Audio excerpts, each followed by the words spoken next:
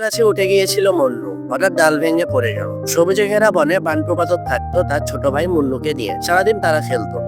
একদিন মুন্নু উঠে পড়ে উঁচু ডালে। হঠাৎ সেই ডালটা ভেঙে যায়, মুন্নু পড়ে যায় নিচে।